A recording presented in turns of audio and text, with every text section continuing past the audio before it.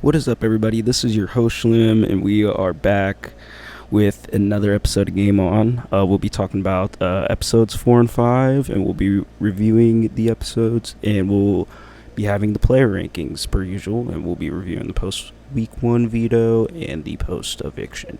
So we got 4 days of live feed notes right here, and we have just been taken on a spin, folks.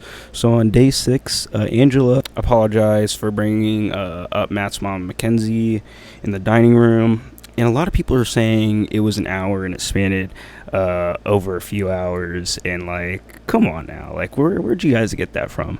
There's a full clip on YouTube, which it was 20 minutes. So it was not an hour, over an hour, whatever you guys were thinking. On Monday, day 7, Quinn, oh my god, Quinn talked to Chemo about his deepfake HOH, and we're going to be taking on a doozy here, folks. He said that there could be a possibility that if he wins HOH, he will deepfake himself and frame Lisa as the person who holds this power. I mean, come on, Quinn. You are blowing up your game. You not only told Chemo about this, but you done told Big Mouth Angela, man. So who knows who else knows about this power? Just a terrible move, or terrible potential move that he could make in the next couple days. But anyways, fast forward to day 9. Quinn talks about his game in the have not room cameras. And that was Wednesday night. He said that he would more than likely throw the HOH comp because he's covered in a lot of the sides of the house. But he stated that the one and only reason he would want to win HOH is solidify something with Leah. And he said he would personally love to go out and win, but he said he would more than likely not be gunning for the HOH.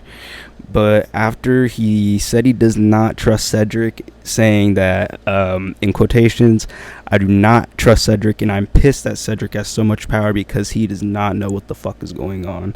Unless this is an elaborate Josh from season 19 lie, I fucking hate having to explain that you're not supposed to clap during the veto ceremonies. So yeah, that was kind of unexpected at the end. But anyways, on the topic of Quinn, he and Matt seem to have a growing personal relationship, and he also has a quote unquote what he said a nonchalant final 2 with Joseph. And the house guests do not like Lisa whatsoever, especially Tucker, Chelsea. There's just a lot of shit going on. You could find on the live feeds on YouTube. But Matt has been fighting for his for votes to stay. He was talking to Lisa Urbina on Brooklyn Wednesday night about keeping him because he would only have one thing in his agenda, hinting that it would be a smooth week for him.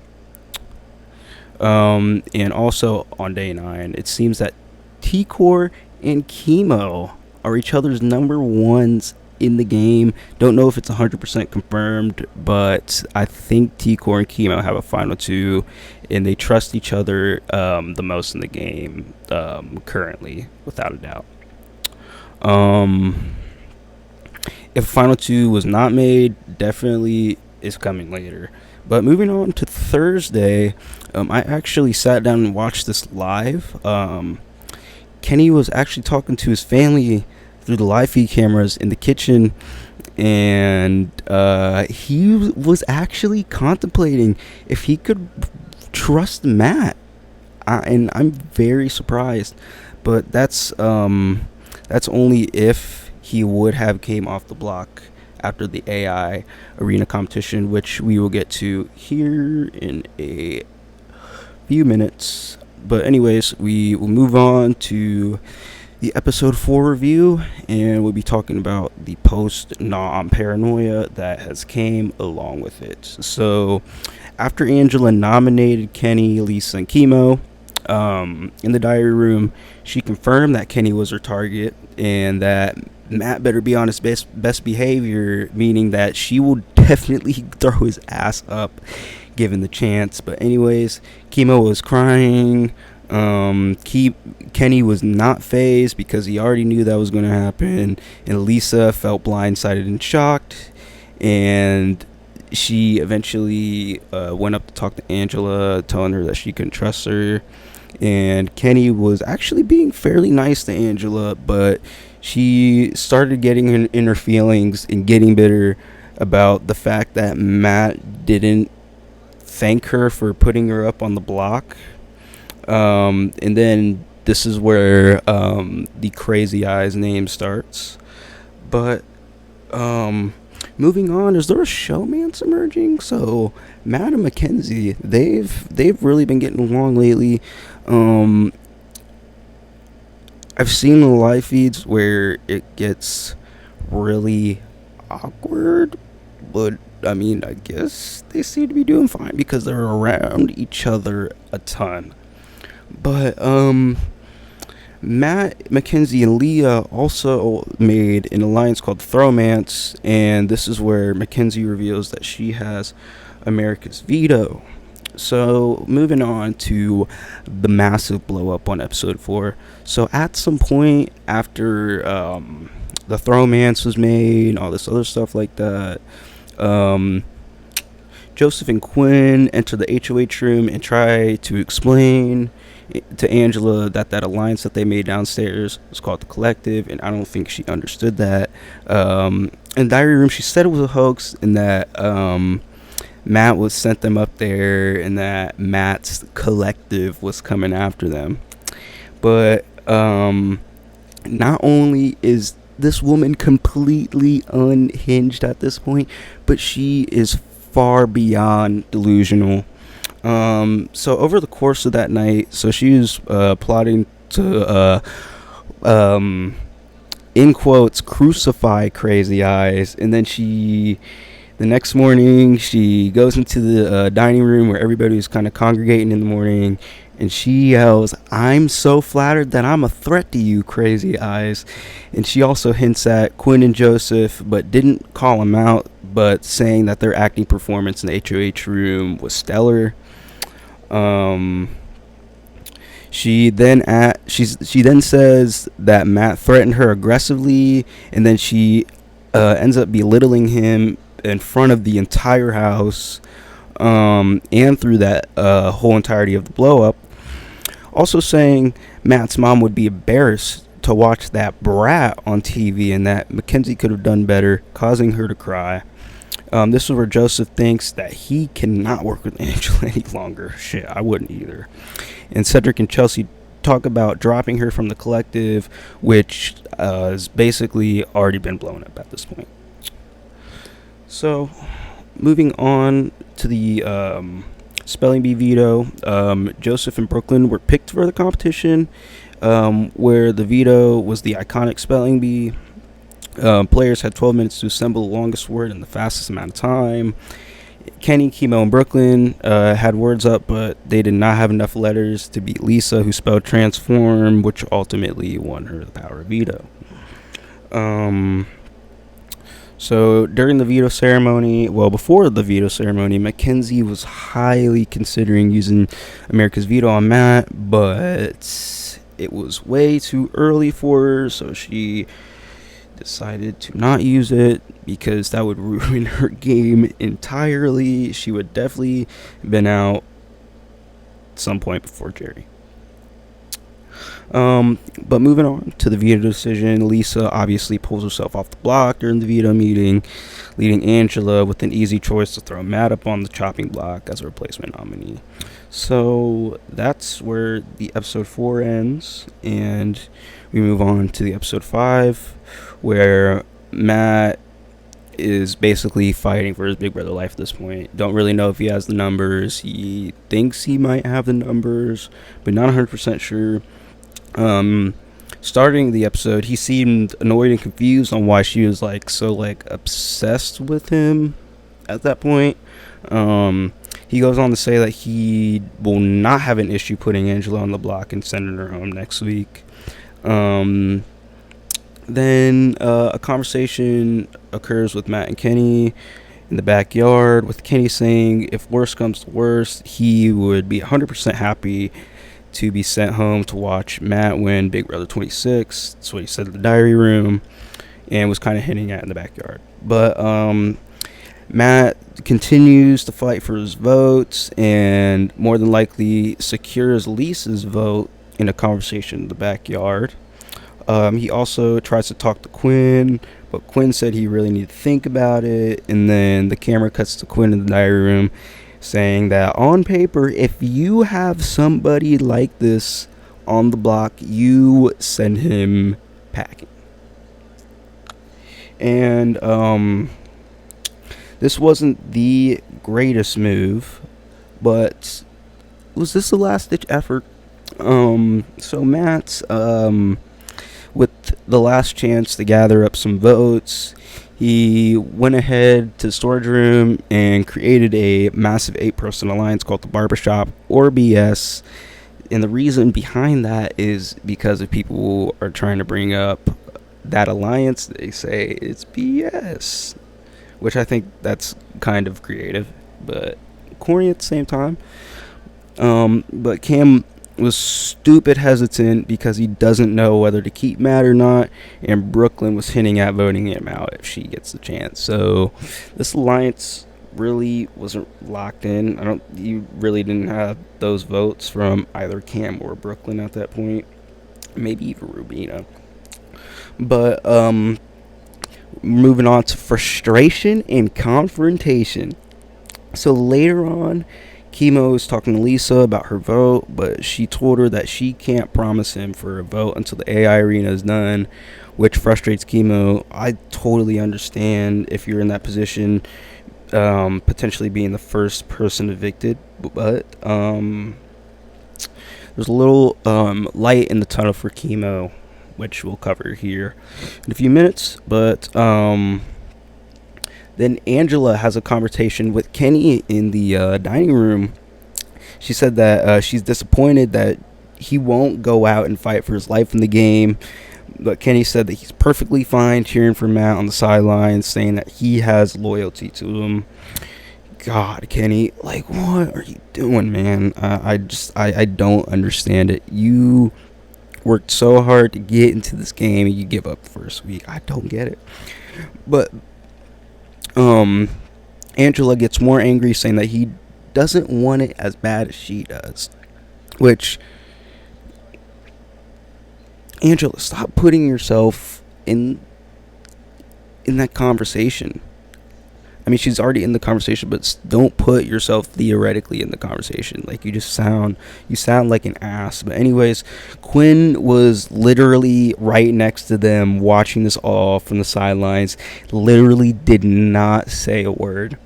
He shares in the diary room that Kenny, what are you doing? You've known Matt only for a week. And I agree with Quinn. Like, you're just sacrificing your whole game for a guy that you've known for a week. I don't understand it. The point of the game is to build relationships and get out of week one. But anyways, we are moving on to the AI arena, where Ainsley explains the rules of the game called Glitch in the System. So images of the house guests would be shown on 16 different digital screens, and the house guests would be multiplied in each of these clips. So Chemo, Kenny, and Matt had 2 minutes to figure out which house guest showed up the most. And all three noms, I think it was by the 45-second mark, they all chose who they thought showed up the most. Matt answered first with T-Core. Kenny showed Joseph, and Chemo guessed Quinn, in which Chemo won the AI arena with Quinn showing up 19 times. He saved himself from the block, which ultimately leaves Matt and Kenny in the final nomination spots. And this is where Julie gives these guys some time to campaign and all this other stuff, it was kind of awkward because it was just week one. So you're not going to pull people to the side. I think that's kind of odd. I mean, I guess it was because of how intense the first week was. But again, I still don't understand it. But anyways, Matt and Kenny both campaigned for themselves publicly both times. Matt forgives Angela during the speech to where you can blatantly see that she rolls her eyes. And by a vote of 8-3, you can see Leah, Mackenzie, and Lisa all voted for Kenny to be evicted, while Brooklyn, Cam, Joseph, Chemo, Quinn, Rubina, T-Core, and Tucker all voted Matt to be evicted. So by a vote of 8-3, Matt was evicted from the Big Brother house. And we move on to the last part of this episode, the usual week one house guest power rankings. So, number 16, not a surprise here. I keep him here for a reason, Mr. Kenny. So, Kenny at 16, I mean, I think this is an obvious spot. I added a new section, which it's a new color, gray, evicted. Matt's in that gray, but, you know, he's below Matt. And the only reason why was because he just given up, showed his cards, and he gave up.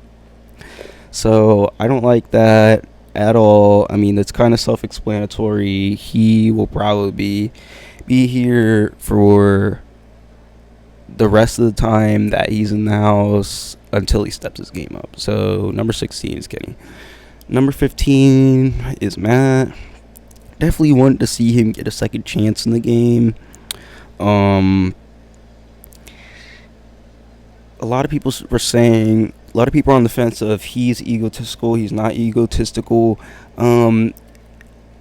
He's on the feeds, it seems like he is naturally egotistical. I don't think he's trying to be like an egotistical dick, because I think Matt's a good dude, and that's a massive reason why I want to see him back in this game. Not only was he a great dude, but he was entertaining.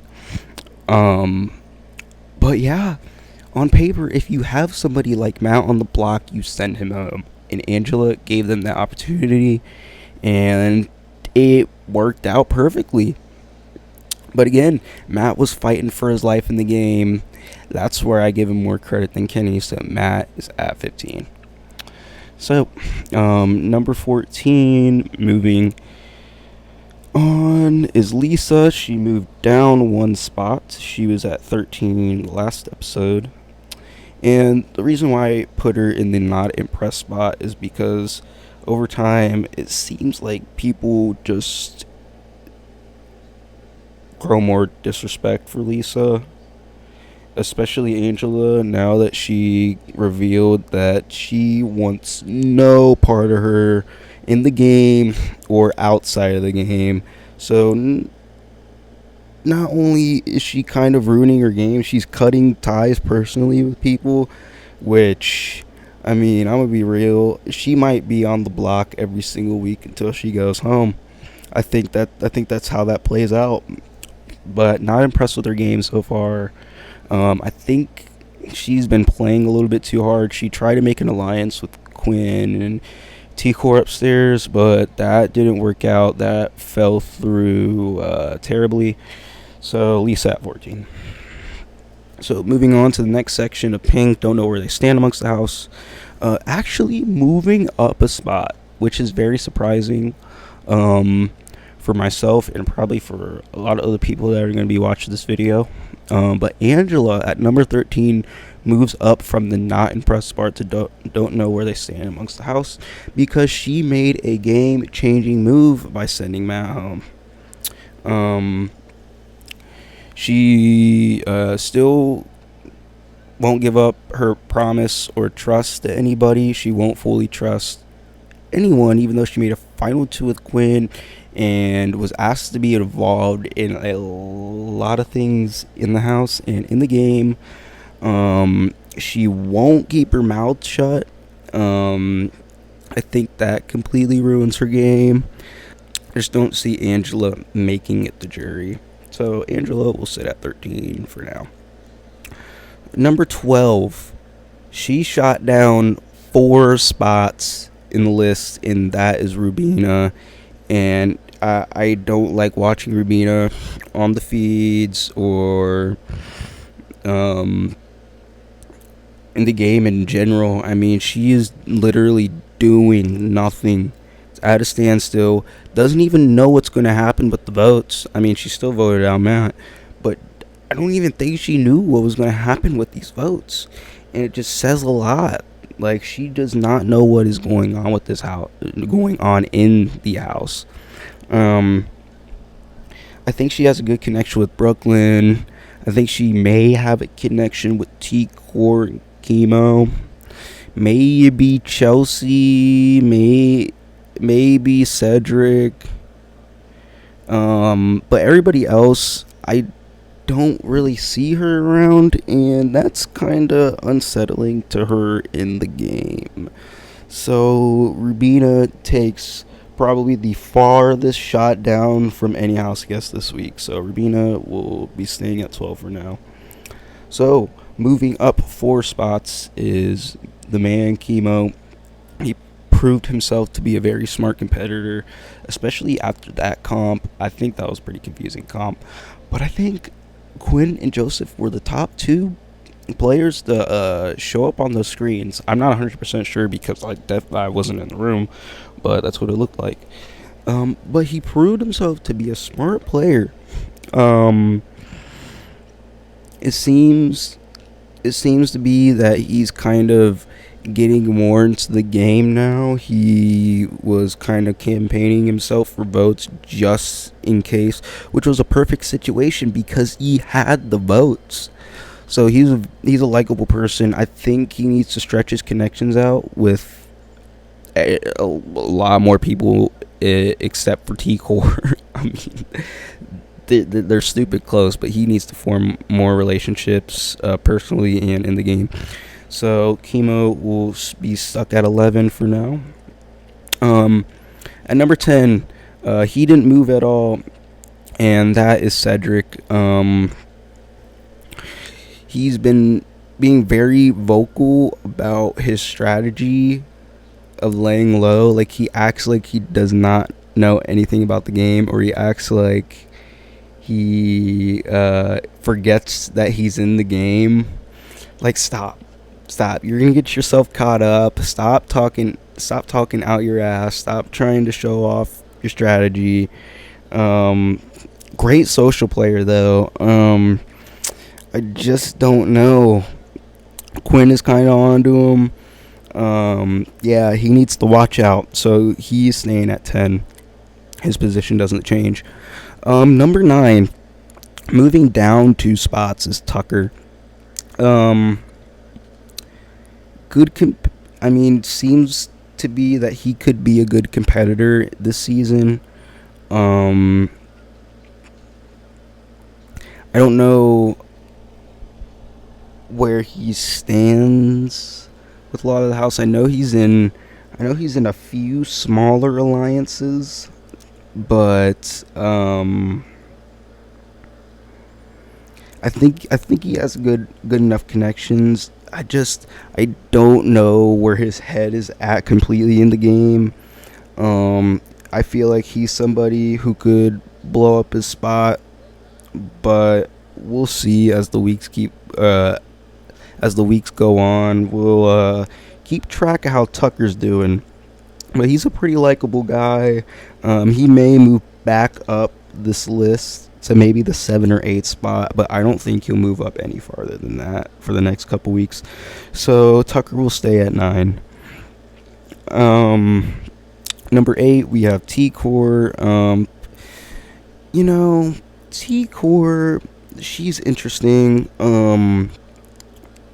it showed in episode 4 and 5 that she really has the game knowledge. But again, like, she needs to surround herself with a lot more people in the house. I think, well, I can't say that because she was trying to be involved in a big alliance, so she may already have the numbers behind her, but I don't see her making these plays right now. I see her talking to Chemo. I've seen her talk game to Chemo. I've seen her talk game with a minimal amount of people. But I don't think she's doing enough. She needs to do a little bit more. She's laying really under the radar, which I like, not standing out. T-Core will sit at the halfway mark of this list. Number 7, we have Leah. She moves up 2 spots on this list. So Leah is very interesting, and with the eviction of Matt, this completely changes her and Mackenzie's game. We'll get to Mackenzie soon. Leah is very, very sociable, very, very likable. She could easily move up in this top 5, but again, so she needs to start making more game connections. She needs to start working with other people. But we're moving into week 2. We'll see how that all plays out. But she's got a ton of potential. I'm just hoping nobody catches on. So she'll stay at 7. Number 6, she moves down a spot for my favorites to win. And it was because of this past episode. I don't know if she knew where the votes lied. So she was a part of that barbershop, which, I mean, dramatically blew up when Matt got evicted. And they already knew that he wasn't going to have the votes. But anyways, yeah, I don't think she knew what was going on with this house. I know she's likable. But at the same time, like, the collective was being made without her, and I don't know. I think she needs to pick it up a little bit. So until I see that, Brooklyn will more than likely stay on this orange tier for now. So she is at number 6. So number 5, the person who moved up the highest in this list is Chelsea. So she is very smart, very methodical, and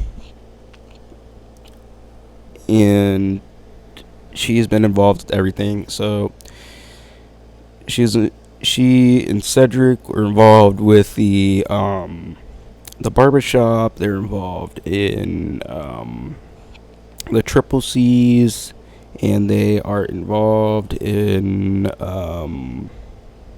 they're involved in the collective, which blew up, but that still gives them numbers on the side, even though Angela kind of blew them up. So that kind of leaves Angela out on the deserted island.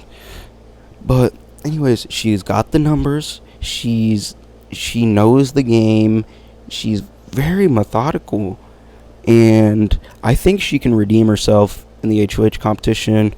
We'll see how that all plays out.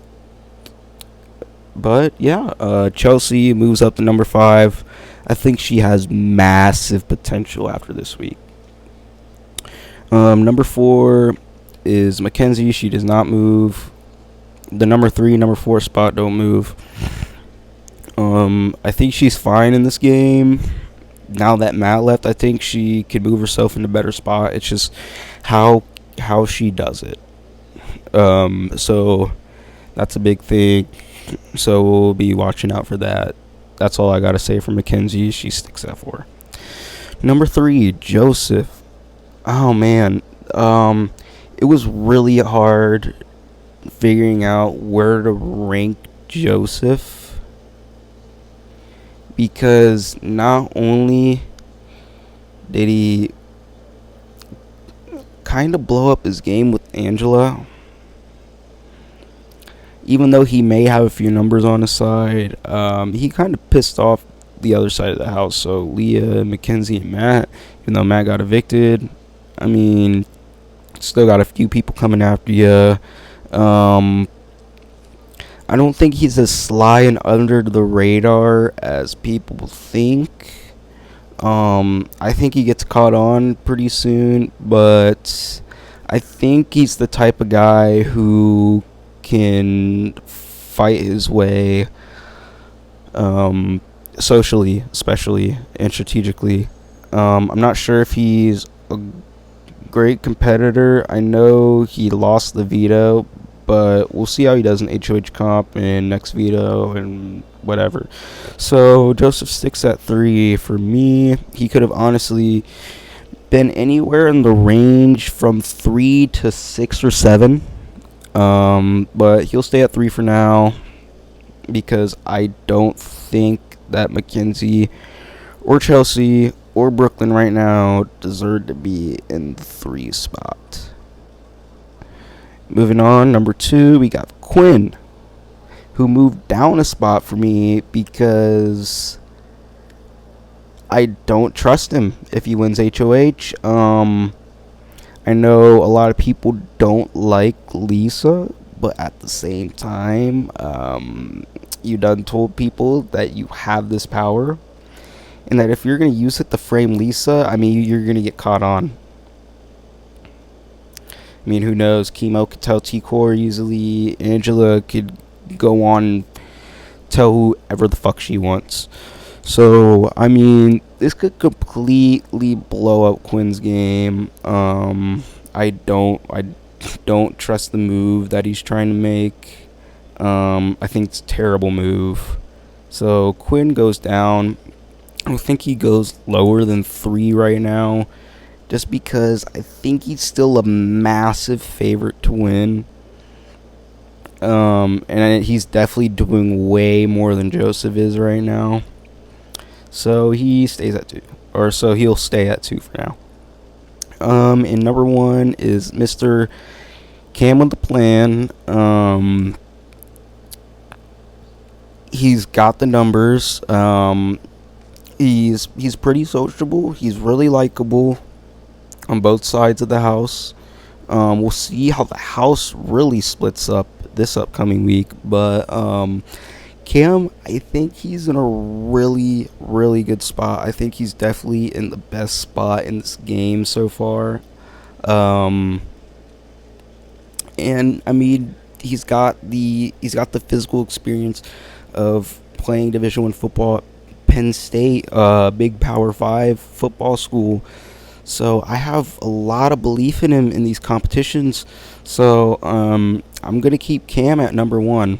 So that is it for my power rankings, and that is it for Game On. This is your host Schlim, and we'll see you on Tuesday.